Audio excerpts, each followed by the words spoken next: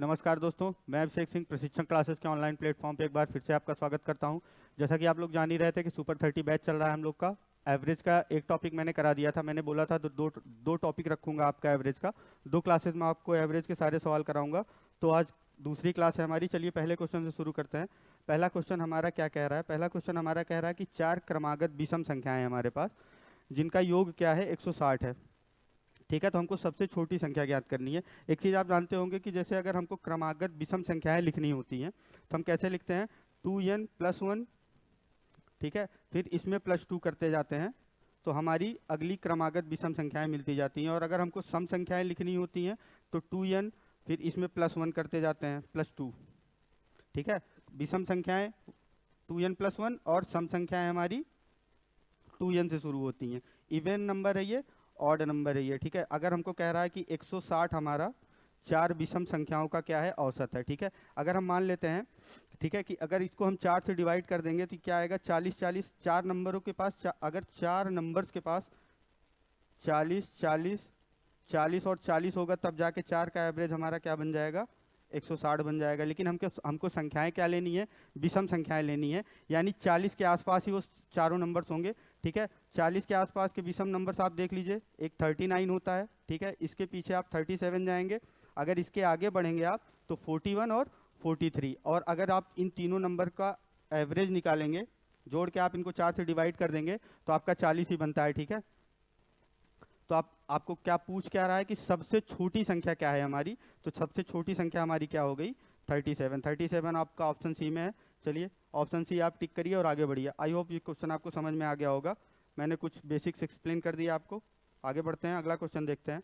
अगला क्वेश्चन हमारा कह रहा है कि 7 क्रमागत संख्याओं का एक क्रम मानना है हमको। ठीक है, उसके बाद कह रहा है यदि पहले 5 संख्याओं का औसत z है हमारा, ठीक है, तो अंतिम 3 संख्याओं का औसत ज्ञात करना है। ठीक है, जैसे अब ये इस क्वेश्चन में आपको 2-3 चीजें क्लियर हो जाएंगी। देखिए क्या क्या, अगर हमको 5 संख्याएं माननी होती हैं, क्रमागत 5 संख्याएं माननी होती हैं, तो हम z+1 z+2, क्योंकि z कह रहा है तो z के आसपास ही मान लेते हैं।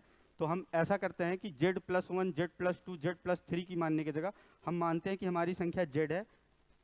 z-1 इसके पहले, z+1 इसके बाद, z-2 इसके पहले और z-2 इसके बाद, +2 हमारी ये 5 संख्याएं हो जाती। ऐसा करने से हमको क्या होता है कि जब हम ऐड करेंगे एवरेज में हमको नंबर्स ऐड करने पड़ते हैं, हमारे पास जितने टर्म्स होते हैं उसको हम ऐड करते हैं। तो अगर ऐसा करेंगे हम लोग तो हमारा कैलकुलेशन आसान हो जाता है, क्योंकि -2 +2 से कट जाता है, -1 +1 से कट जाता है। कह रहा है कि अगर 5 क्रमागत संख्याएं हैं तो हमारा औसत क्या है? z है। वैसे 5 क्रमागत संख्याएं हैं, अगर विषम नंबर में हमारे पास संख्याएं दे दिया जाए, चाहे 5 कह दिया जाए, चाहे 3 कह दिया जाए, चाहे 7 कह दिया जाए और कह दिया जाए कि क्रमागत है, तो जो हमारा सबसे बीच का टर्म होता है वही हमारा एवरेज होता है। तो ये हमारा एवरेज है, वो क्वेश्चन में बता भी दिया है उसने, तो हमने उसी तरीके से मान लिया। कह रहा है कि और अंतिम 3 संख्याओं का औसत हमको ज्ञात करना है। हमारे पास टोटल संख्याएं कितनी हैं? हमारे पास टोटल संख्याएं हैं 7। पहली संख्या, ये 5 संख्याएं हो गई। अगर हमको 2 और बढ़ा दें तो हमारी 7 क्रमागत संख्याएं आ जाएंगी। तो 2 और बढ़ा लेते हैं हम इसमें, z+3 कर लेते हैं और z+4 कर लेते हैं। ठीक, और हमको क्या रहा है कि यही लास्ट 3 नंबर का हमको क्या बताना है? एवरेज या औसत बताना है। तो लास्ट 3 नंबर का एवरेज औसत बताने के लिए क्या करेंगे? तीनों को जोड़ लें।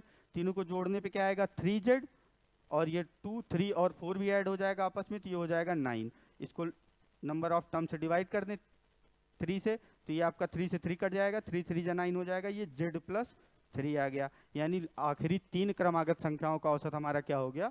z+3। आई होप समझ गए होंगे। ठीक है, 5 संख्याएं कैसे मानते हैं? 7 संख्याएं माननी हो तो z-3 कर लो, इधर z-3 कर लो, आपकी 7 संख्याएं हो जाती हैं। चलिए अगला क्वेश्चन बढ़ते हैं। अगला क्वेश्चन हमारा कह रहा है कि पहले 7 के पहले 20 गुणकों का औसत ज्ञात करें। 7 के पहले 20 गुणक क्या होंगे? जैसे 7 × 1 से, फिर 7 × 2 7 × 3, ऐसे 7 × 20 तक जाना है हमको। ठीक है, औसत ज्ञात करना है तो हमको सबको ऐड करना पड़ेगा। 7 × 1 + 7 × 2 + 7 × 3, तो हम ऐसे कर सकते हैं 1 + 2 + 3 अप टू 20। ये आपका 7 संख्याओं का 7 के पहले 20 गुणकों का औसत आ गया। ठीक है, अगर हम इसको 20 से डिवाइड कर दें तो ये हमारा एवरेज आ जाएगा।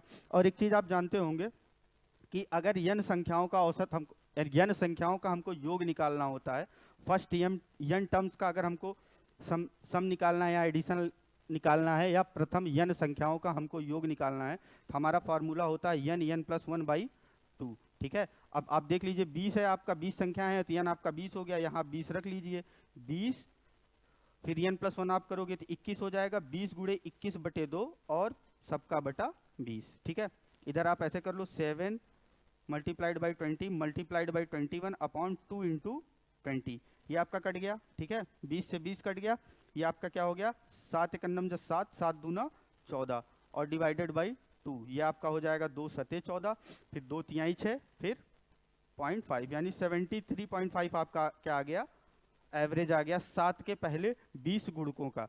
ये कैच इस क्वेश्चन में मेन यही था कि प्रथम अगर लगातार हमको n संख्याएं दी गई हैं तो उनका योग क्या होता है n प्लस 1/2। ठीक है, चलिए अगले क्वेश्चन में बढ़ते हैं। अगला क्वेश्चन हमारा क्या कह रहा है, पहली 100 प्राकृतिक संख्याओं का औसत क्या होगा। पहली 100 प्राकृतिक संख्याएं क्या होंगी 1 से 100 तक। नेचुरल नंबर्स कह रहा है, नेचुरल नंबर्स में जीरो आता नहीं है, नेचुरल नंबर 1 से शुरू होती हैं, अगर होल नंबर कहा जाता तो हम जीरो भी लेते। ठीक है, 1 से 100 तक लेना है, यानी आपको 1 प्लस 100 तक जाना है। ठीक है, अभी मैंने आपको बताया कि क्या होता है n प्लस 1, प्रथम 100 संख्याओं का योग क्या हो जाएगा n प्लस 1/2। ठीक है, अब आपका n क्या है, n आपका 100 है, 100 प्लस 1। ठीक, और 100 नंबर्स हैं आपके पास, और इसका जो 2 बचेगा उसको नीचे लिख लेते हैं डायरेक्ट। ठीक है, ये आपका 100 से 100 कट गया, ये आपका 101/2 हो गया, यानी ये आपका क्या हो गया 50.5, यानी प्रथम 100 प्राकृतिक संख्याओं का औसत क्या आ गया आपका 50.5। चलिए आगे बढ़ते हैं, अगला क्वेश्चन देख लेते हैं। अगला क्वेश्चन हमारा क्या कह रहा है, अगला क्वेश्चन कह रहा है पहली 1947 सम संख्याओं का औसत क्या है। अब सम संख्याओं का औसत आपको मैं बता दूं। ठीक है, अगर हमको n संख्याएं दी गई हैं और सब इवन है, हमसे कह दिया गया कि n संख्याएं हैं हमारे पास, पहली n संख्याएं हैं और n की जगह आप कुछ भी रख सकते हैं, और वो सारी संख्याएं इवन है तो उनका एवरेज n प्लस 1 होता है। ये डायरेक्ट फॉर्मूला है। ठीक है, आपको याद रखना है, ये चीज़ हमेशा याद रखोगे, फंसोगे नहीं। ठीक है, 1947 नंबर था, प्रथम सम संख्याएं हैं, कितनी है 1947 है, इनका औसत निकालना है हमको। हम क्या कर लेंगे, एक ऐड करके आंसर टिक कर देंगे। ठीक है, ये रेलवे ने ऐसे क्वेश्चंस पूछे हैं। ठीक है ये सेम क्वेश्चन पूछा गया है। चलिए आगे बढ़ते हैं, अगला क्वेश्चन देख लेते हैं। ये समझ में आ गया ना, अगर प्रथम सम संख्याओं का n सम संख्याओं का औसत हमको निकालना होता है तो हम क्या कर लेते हैं n प्लस 1 कर लेते हैं। चलिए आगे बढ़ते हैं, अगला क्वेश्चन देखते हैं। अगला क्वेश्चन हमसे कह रहा है सॉरी, अगला क्वेश्चन हमसे कह रहा है कि 3 क्रमागत प्राकृतिक संख्याओं का औसत जो बढ़ते क्रम में है k है। अभी मैंने आपको बताया कि कोई क्रमागत संख्याएं माननी हो, n क्रमागत संख्याएं माननी हो, अभी 5 का मैंने दिखाया, 3 का कैसे कर लेंगे, k कर लेंगे बीच में, k प्लस 1 कर लेंगे, k माइनस 1 कर लेंगे, ये क्रमागत संख्याएं हो गई। कह रहा है कि 3 क्रमागत प्राकृतिक संख्याओं का औसत जो बढ़ते क्रम में है, बढ़ते क्रम में है ना। ठीक है, k है, यदि इन्हीं के बाद की 2 और क्रमागत संख्याएं जोड़ दी जाए तो नया औसत क्या होगा। 3 हमने मान लिया है। ठीक है, 2 हम ऐड कर लेते हैं, k प्लस 2 और k प्लस 3, अगर इनका सम करेंगे और 5 से डिवाइड कर देंगे तो हमारा औसत आ जाएगा। चलिए सम कर लेते हैं, ये आपका हो जाएगा 5k, और ये -1 से -1 कट गया आपका, ये 2 प्लस 3 यानी 5/5, 5 दोनों साइड कट जाएगा, 5k, ये बचेगा k प्लस 1, ये क्या आ गया हमारा औसत आ गया, यानी एवरेज आ गया, k प्लस 1 हो गया हमारा। ठीक है, चलिए अगले क्वेश्चन में बढ़ जाते हैं। आई होप आसान से क्वेश्चन है, आपको समझ में आ रहे होंगे। ठीक है, एवरेज कोई बहुत मुश्किल टॉपिक नहीं है, लेकिन वेटेज बहुत ज़्यादा है, क्वेश्चन बहुत ज़्यादा आते हैं एवरेज से, इसीलिए मैं इसको 2 पार्ट में करा रहा हूँ। अब कह रहा है देखिए कि PQR का औसत भार 58 किलोग्राम है। 3 लोग हैं PQR, इनका औसत भार क्या है 58 किलोग्राम है, और कह रहा है यदि P और Q का औसत भार 54 किलोग्राम हो और Q और R का औसत भार 48 किलोग्राम हो, तो हमको Q का भार निकालना है। ठीक है, क्या करना है, हमको 3 लोगों का औसत भार दे दिया गया पहले PQR का, तो PQR का अगर औसत भार दिया गया है और हमको इसका टोटल भार निकालना है, तो 3 लोग हैं तो 3 का औसत में मल्टीप्लाई कर देते हैं, ये आपका हो जाएगा 150, 50 और 8 त्रिक 24, यानी ये हो जाएगा आपका 174 kg, ये हो गया आपका। अब कह रहा है P और Q, और P प्लस Q का टोटल वेट क्या हो जाएगा आपका 54 दूना 108।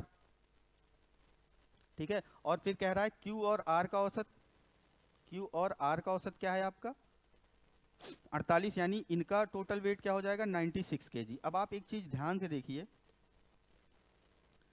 यहाँ हम क्यू एक्स्ट्रा ले रहे हैं, एक क्यू हमारे पास एक्स्ट्रा आ जा रहा है, ठीक है। पी प्लस क्यू यहाँ भी है, पी प्लस और क्यू प्लस आर यहाँ है, ठीक है। पी प्लस क्यू यहाँ है, यहाँ क्यू प्लस आर है। अगर इन दोनों को ऐड करेंगे तो ये p plus 2 q plus r हो जाएगा, ठीक है। यहाँ हमने क्या कर लिया, एक्स्ट्रा क्यू ऐड कर लिया। इनको दोनों को ऐड करने पे आपका क्या आ जाएगा, 8 6 14, कैरी 1, 9 1 10, ठीक है। यानी 204 kg आया आपका, जब पी प्लस क्यू और क्यू प्लस आर के टोटल वेट्स को हमने आपस में क्या कर लिया, ऐड कर लिया। और एक्स्ट्रा क्या आ रहा है आपका, क्यू ही तो आ रहा है एक्स्ट्रा। यानी अगर हम इसमें से p plus 2q plus are में से p plus q plus r घटा देंगे तो हमको क्या मिलेगा, q मिलेगा। और q का ही भार हमसे पूछा गया है, तो हम क्या करेंगे, 204 kg में कितना घटा देंगे, 174 kg घटा देंगे, तो हमको क्या मिल जाएगा, q मिल जाएगा। q का वेट क्या हो जाएगा, 30 kg। ठीक, इस तरीके का क्वेश्चन ऐसे अप्रोच करते हैं, ठीक है। आसान सा क्वेश्चन था, आई होप आप लोग को समझ में आ गया होगा। चलिए आगे बढ़ते हैं, अगला क्वेश्चन देखते हैं। अगला क्वेश्चन हमारा कह रहा है कि 3 संख्याओं का जो औसत है वो 8 है, ठीक है। हमको क्या कह दिया, हमको 3 संख्याओं का औसत 8 दे दिया गया है। कह रहा है पहली 2 संख्याओं का औसत 12 है, यानी अगर 3 नंबर्स का औसत 8 है तो टोटल क्या हो जाएगा उनका, एडिशन या समेशन या योग 24 हो जाएगा। कह रहा है पहली 2 संख्याओं का औसत 6 है, यानी अगर फर्स्ट 2 टर्म्स का दे दिया गया, फर्स्ट 2 का टोटल कितना हो जाएगा, औसत अगर 6 है तो टोटल 12 हो जाएगा। और कह रहा है अंतिम 2 संख्याओं का औसत 9 है, अंतिम 2 संख्याओं का लास्ट 2 टर्म्स का क्या है, 9 है। तो लास्ट 2 टर्म्स का एडिशन या समेशन क्या हो जाएगा आपका, या योग क्या हो जाएगा, 9 दूना 18, ठीक है। अगर हम इन दोनों को ऐड कर दे तो हमारा क्या आ गया, 30 आ गया। अब आप बताइए, पहला 2 टर्म था, अगर ए बी सी हम 3 टर्म मान लें, पहला 2 टर्म आपका था ए बी और लास्ट 2 टर्म क्या हो जाएगा, बी सी, यानी यहाँ बी एक्स्ट्रा कैलकुलेट हो जा रहा है, यानी जो दूसरा टर्म है वो दो बार कैलकुलेट हो जा रहा है। तो अगर आप इसके टोटल में से 3 का टोटल घटा दोगे तो हमको बीच वाला टर्म पता चल जाएगा 6, ठीक है। यानी हमारा एक नंबर तो 6 है ही है, ठीक। ऑप्शन में देख लेते हैं कहीं बीच का नंबर 6 है, नहीं है, टिक करते हैं, आगे बढ़ जाते हैं, ठीक है। चलिए अगला क्वेश्चन देखते हैं। अगला क्वेश्चन हमारा क्या कह रहा है, अगला क्वेश्चन हमारा ये कह रहा है कि एक समूह में 5 सबसे छोटी संख्याओं का औसत 15 है, यानी 5 संख्याओं का औसत छोटी संख्याओं का 15 है, तो इनका टोटल क्या हो गया, 75 हो गया, ठीक।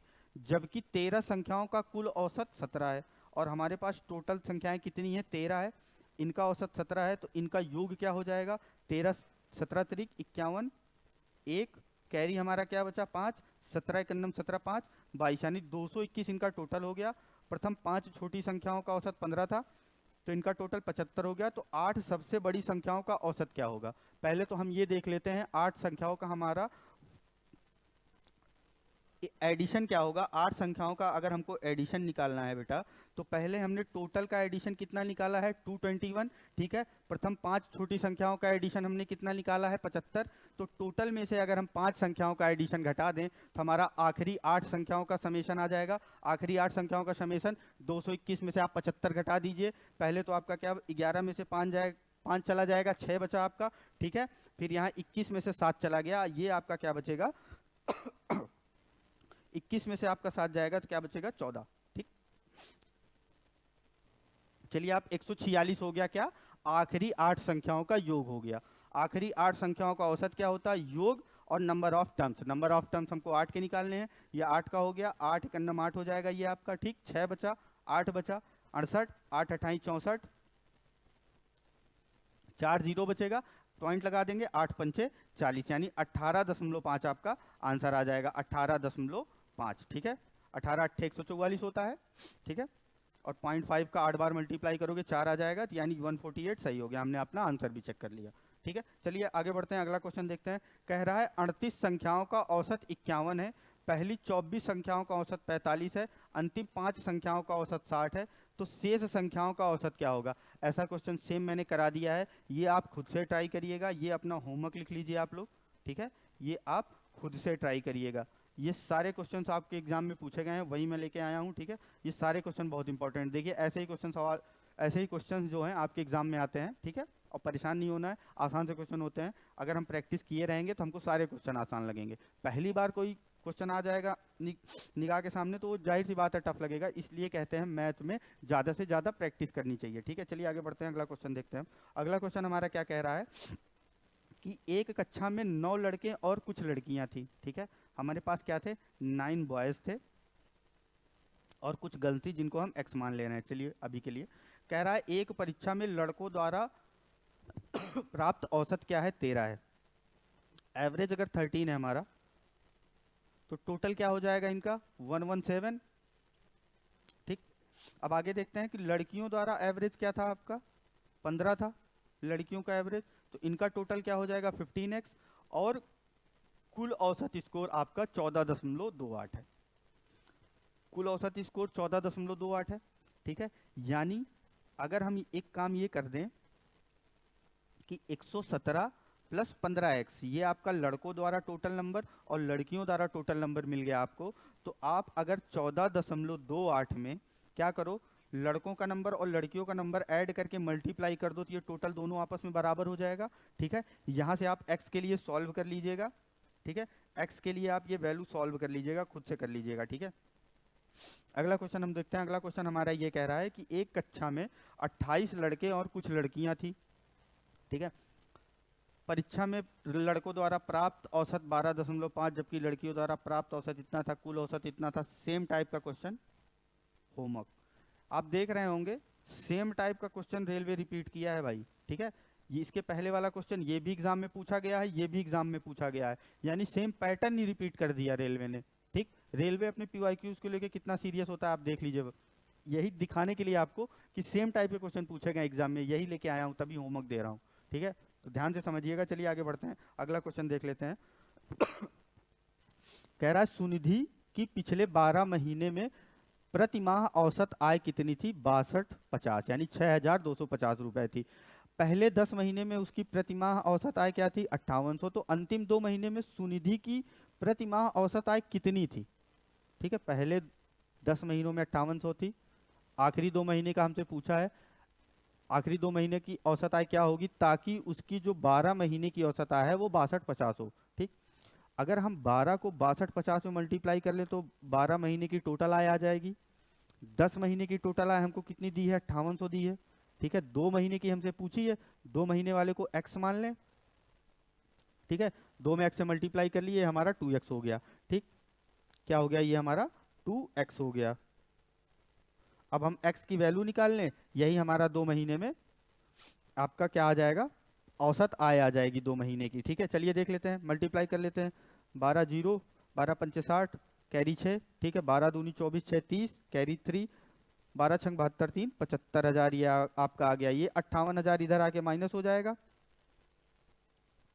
ये आपका 2x बचेगा, यानी 2x की वैल्यू आपकी क्या हो जाएगी, 17,000। x की वैल्यू क्या हो जाएगी आपकी, 8500, यानी आखिरी 2 महीने में उसकी एवरेज आय क्या थी, 8500 रुपए थी, जो कि आपका ऑप्शन ए में है। चलिए अगला क्वेश्चन देख लेते हैं। अगला क्वेश्चन हमसे ये कह रहा है कि देखिए, बढ़िया क्वेश्चन है, ध्यान से देखिएगा थोड़ा। 6 सदस्यीय परिवार की औसत आयु 25 वर्ष है।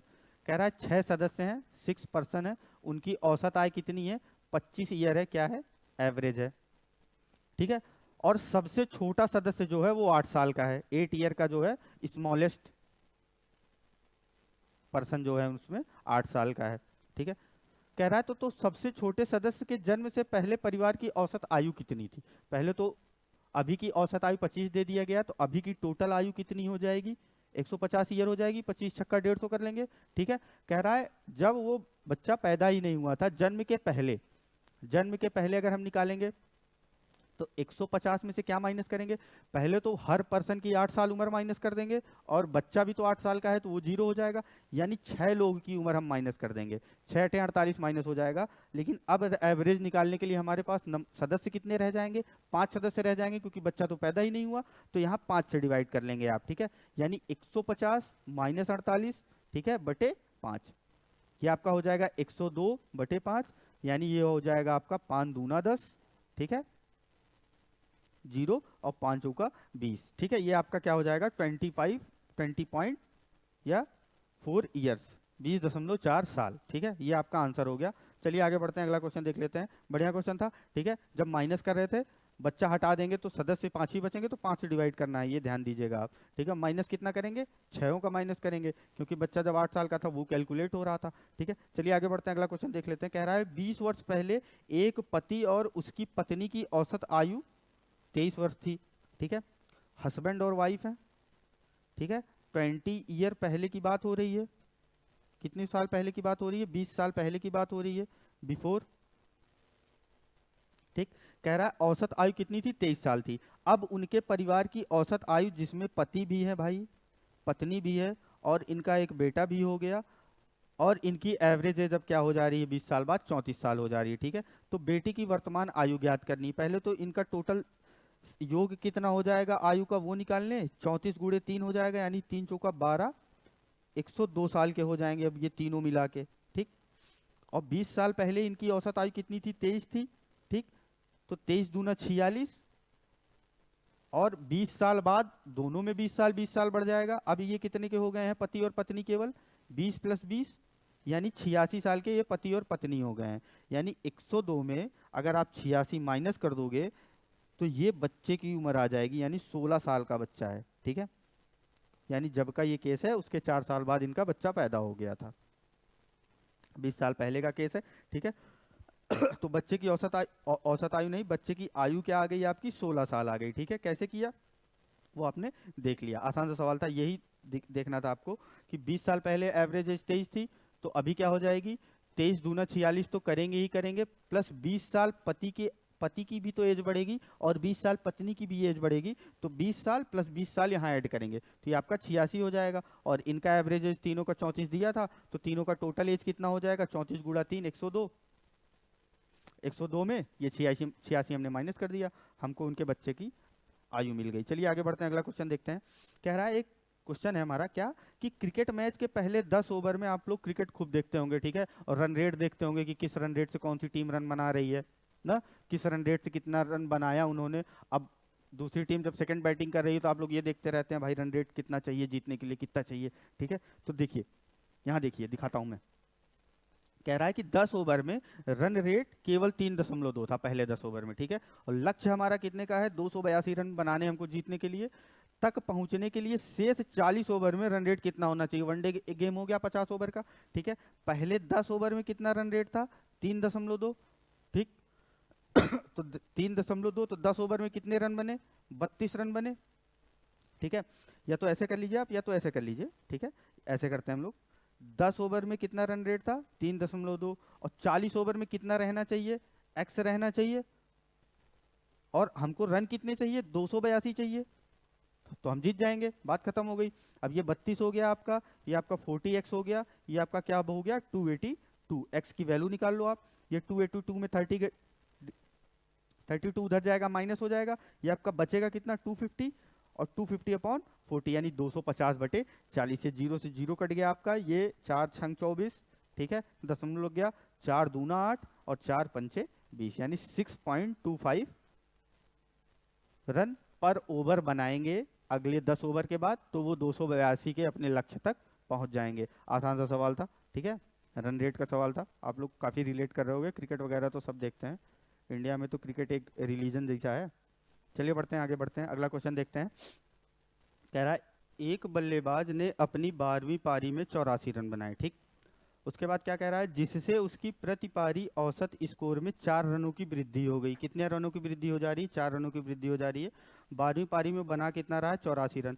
तो 12वीं पारी के बाद बल्लेबाज का प्रति पारी औसत स्कोर कितना रहा होगा। आप देखिए कि 12वीं पारी में अगर वो डेविएशन का कॉन्सेप्ट है, ठीक है, आसानी से देखो, कल भी बताया था मैंने कि अगर 12वीं पारी में वो 84 रन बना दे रहा है, ठीक है, और 4 रनों की औसत स्कोर में वृद्धि हो जा रही है, 4 रन की वृद्धि हो रही है, तो वो पहले अपनी 11 पारियों में 4 रन ऐड करेगा, और 12वीं पारी में भी उसे 4 रन ऐड करना पड़ेगा, तभी तो 12 पारियों के बाद 4 रन की वृद्धि हो जाएगी। जब वो 1 से लेके 12 इनिंग में हर इनिंग में 4 रन ऐड करेगा, तो यानी 12 चौक 48 रन उसको ऐड करना पड़ेगा। ठीक है, अपने टोटल पारियों में, और बनाया उसने कितना है, 84 रन है। ठीक है, अगर आप 84 में से 48 घटा दो, 84 में से आप 48 घटा दो, 14 में से 8 जाएगा, 6 बचेगा, 5 में से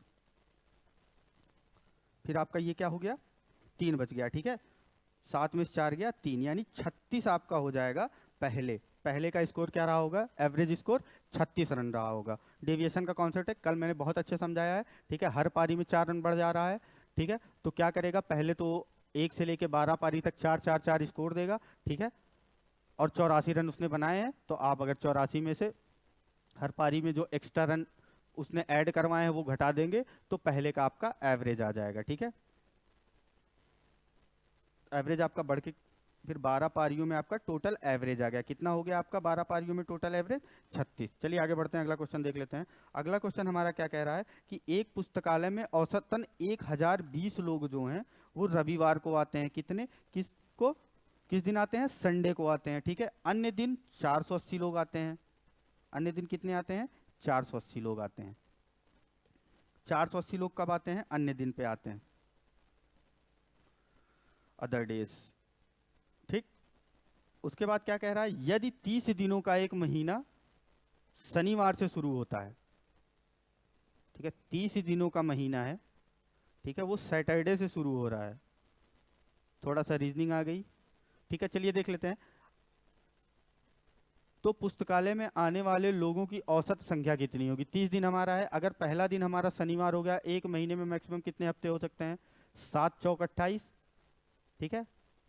यानी एक महीने में 4 हफ्ते हमारे हो सकते हैं, यानी हफ्ते के जो दिन है वो मैक्सिमम 4 बार तो मिनिमम आएंगे ही आएंगे। जैसे जो हमारा संडे है वो तो 4 बार आएगा ही आएगा, ठीक है। लेकिन कह रहा है अगर सैटरडे से शुरू हो रहा है, सैटरडे के बाद संडे आ गया, यानी 2 दिन और है आपका, सैटरडे संडे, फिर आपका संडे लास्ट तक जाएगा, यानी आपका इस महीने में संडे 5 बार आ जाएगा, ठीक है। कितनी बार आ जाएगा, 5 बार आ जाएगा। तो 5 संडे हो गए, 5 दिन कितने लोग आ रहे हैं, 1020 लोग आ रहे हैं। बचा आपका कितना, 25 दिन, कितने लोग आ रहे हैं, 480 लोग आ रहे हैं। डिवाइड किससे करना है, ठीक है, 30 दिन से डिवाइड करना है, ठीक है। तो पुस्तकालय में आने वाले औसत लोगों की संख्या पता चल जाएगी कि प्रतिदिन कितने औसत लोग आ रहे हैं। अगर आपको एवरेज निकालना है तो यहाँ से आपका एवरेज आ जाएगा, ठीक है। ये टोटल लोग हैं जो महीने भर में आए हैं, और महीने भर में कितने दिनों की संख्या है, 30 दिनों की संख्या है। ये चीज़ आपको समझ में आई कि नहीं, ठीक है। ये संडे है, ठीक है। ये चीज़ आपको समझ में आई कि नहीं कि अगर हमारा महीना सैटरडे से शुरू हो रहा है तो संडे कितने पड़ जाएंगे। अगर देखिए आप ये देखिए, सैटरडे से शुरू हुआ, ठीक है, अगला दिन हमारा संडे हो गया, ठीक है। फिर 28 दिन हमारे और बच गए, ठीक है। 28 दिन में हर हर वीक डेज जो वीकली में 7 दिन होते हैं, अगले 4 हफ्ते में ये एक एक बार करके रिपीट हो जाएंगे, मतलब 4-4 बार आ जाएंगे। 4 बार संडे आ जाएगा, 4 बार मंडे आ जाएगा, 4 बार ट्यूसडे आ जाएगा, ऐसे हर दिन 4 बार आ जाएगा। और संडे हमारा एक्स्ट्रा यहाँ एक बार आ ही रहा है, ठीक है, क्योंकि टोटल 30 दिन थे, तो ये हमारा कितना हो गया, 5 बार संडे आ गया, ठीक है। 5 बार संडे आ गया, तो संडे को कितने लोग आ रहे हैं, 1020 लोग। तो 5 संडे को कितने आ जाएंगे, 5 गुणे 1020, ठीक, प्लस 25 दिन हमारे एक्स्ट्रा बच गए, और दिनों पे कितने लोग आ रहे हैं, 480 लोग आ रहे हैं। तो 480 गुणे 25, ये हमारे टोटल लोग हो गए। टोटल दिन हमारा कितना था, 30, तो डिवाइड कर दिया तो हमारा एवरेज आ जाएगा। ये आप लोग सॉल्व कर लीजिएगा, ठीक है। आसान सा क्वेश्चन है, बहुत ज़्यादा मुश्किल नहीं है। 0 से 0 आप काट दो, ठीक है, यहाँ काट दो, ये 16 से कट जाएगा, ठीक है, ये 3 से कट जाएगा, 3 त्रिक्का 9, 3 चौक 12, ठीक है। 34 गुणे 5 और 16 गुणे 25 निकाल के ऐड कर लेना आप। चलिए आगे बढ़ते हैं, अगला क्वेश्चन क्या कह रहा है। एक पुस्तकालय में रविवार को औसतन 510 आगंतुक आते हैं। संडे को कितने लोग आ रहे हैं, संडे को कितने लोग आ रहे हैं, संडे को हमारे कितने लोग आ रहे हैं, 510। ये सेम टाइप का क्वेश्चन है, ठीक है। अन्य दिनों में 240 लोग आते हैं, अदर डेज में कितने लोग आ रहे हैं, 240 लोग आ रहे हैं। और यदि 30 दिनों का एक महीना रविवार से शुरू हो रहा है, अब की बार शुरू ही रविवार से हो रहा है, तो टोटल संडेज कितने हो जाएंगे अब की बार हमारे पास, टोटल संडेज, टोटल संडे या टोटल रविवार कितना हो जाएगा हमारा, 5 हो जाएगा। फिर 5 गुणे 510 प्लस 25 गुणे 240, सेम टाइप का क्वेश्चन है, इसको आप होमवर्क में लिख लीजिए, ठीक है। चलिए आगे बढ़ते हैं, अगला क्वेश्चन देखते हैं। अगला क्वेश्चन कह रहा है कि पहले 3 दिनों का औसत तापमान 27 डिग्री सेल्सियस है, अगले 3 दिनों का औसत तापमान 29 डिग्री सेल्सियस है। यदि पूरे सप्ताह का औसत तापमान 28.5 है, तो अंतिम दिन का तापमान क्या होगा। अंतिम दिन का तापमान हमको निकालना है। पहले 3 दिन का दे दिया गया, उसके बाद अगले 3 दिन का दे दिया गया, तो बचा कितना, एक ही दिन, ठीक है। यानी 3 गुणे 27 टोटल टेम्परेचर हो गया, फिर 3 गुणे 29, ये 6 दिनों का टोटल टेम्परेचर हो गया, ठीक है।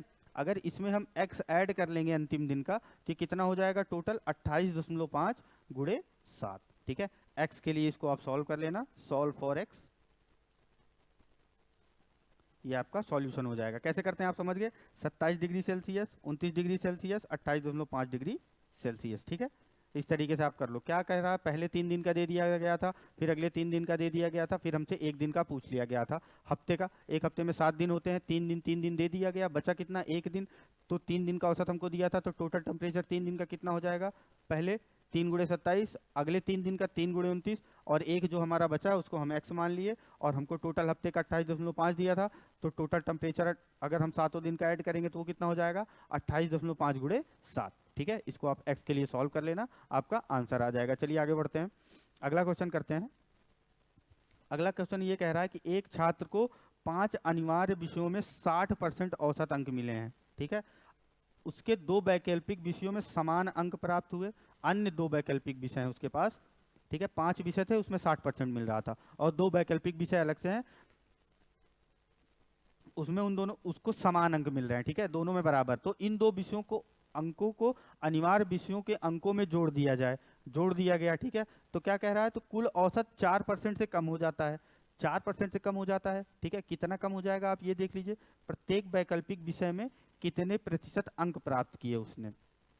कम कितना करना है हमको, 4% कम करना है। किसमें से कम करना है, पहले तो 5 थे, इसमें कम करना है 20, अगले 2 में कम करना है, यानी 28 हमको टोटल कम करना है। ठीक है, 28% अंक हमको कम करने हैं। लेकिन हमारे पास विषय कितने हैं, 2 हैं। अगर 60% तो सब में पा रहा है, तो अगले 2 विषयों में, अगर 2 विषयों से अगले हमको 28% अंक कम करने हैं, तो अगर एक एक विषय से हम 14% अंक कम कर दें तो हम 28% अंक कम करने में सफल हो जाएंगे, ताकि हमारा डेविएशन लग जाए और सबसे 4% कम हो जाए। ठीक है, तो अगर 14% कम कर देंगे तो 60 में 14% आपका कम हो जाएगा, तो कितना आएगा 46%, यानी वो प्रत्येक ऑप्शनल में 46% स्कोर कर रहा है। ठीक है, चलिए आगे बढ़ते हैं, अगला क्वेश्चन हम देख लेते हैं। अगला क्वेश्चन हमारा कह रहा है कि कक्षा में 8 लड़कों की औसत आयु ए है, 8 लड़के हैं, उनकी औसत आयु ए है। ठीक, उसके बाद कह रहा है उसमें से 10 लड़कों की औसत आयु बी है। ये आपका नंबर मान लो, ये आप एवरेज मान लो, औसत आयु एवरेज एज। ठीक, एस लड़कों की औसत आयु कितनी है, बी है, तो शेष लड़कों की औसत आयु कितनी होगी। आर टोटल लड़के थे, एस का उसने बता दिया। ठीक है, यानी यहाँ टोटल एज कितनी हो जाएगी आर ए, यहाँ टोटल एज कितनी हो जाएगी एस बी। ठीक है, और शेष बच्चे बचेंगे कितने, आर माइनस एस। ठीक है, अगर टोटल में से हम यस की टोटल एज घटा दें एस बी, और बचे हुए बच्चे कितने हैं आर माइनस एस से डिवाइड कर दें, तो हमारी बचे हुए बच्चों की एवरेज एज आ जाएगी, एवरेज एज आ जाएगी। यही हमारा आंसर हो जाएगा। कहीं है ऑप्शन में R A minus S B upon R minus S, R minus S, R minus S, R minus R, ये घट गया। अब R A minus S B एक ही जगह है। ठीक है, यही आपका आंसर हो गया।